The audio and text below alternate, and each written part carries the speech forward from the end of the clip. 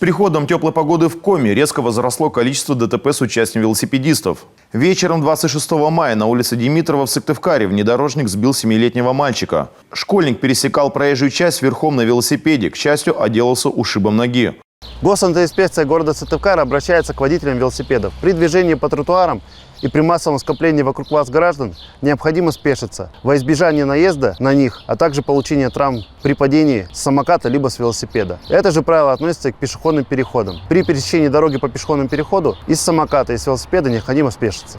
Другой дорожный инцидент произошел вечером 1 июня на перекрестке улицы Ленина и Коммунистическая. В обед быстро перекусила и поехала позагорать чуть-чуть. Позагорала чуть-чуть. Да, такая розовенькая. Ребенка сбила. Ребенка сбила. 14-летний подросток получил ушибы и ссадины. От госпитализации школьник отказался. Женщина-водитель рассказала, появление велосипедиста на проезжей части стало для нее полной неожиданностью. Затормозила она лишь после того, как почувствовала удар. Примерно так же пояснил свою беспечность автолюбитель в Ухте, который сбил 14-летнего школьника на пешеходном переходе недалеко от Комсомольской площади. К слову, юный велосипедист тоже был хорош. Пренебрегая правилами, проехал, а не прошел по зебре.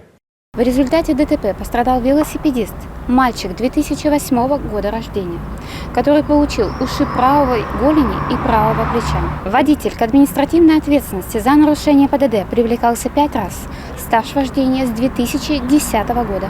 Травмы нарушителя оказались незначительными, госпитализация подростку не понадобилась. В тот же вечер еще один ухтинский велосипедист едва не попал под колеса машины на улице Синюкова.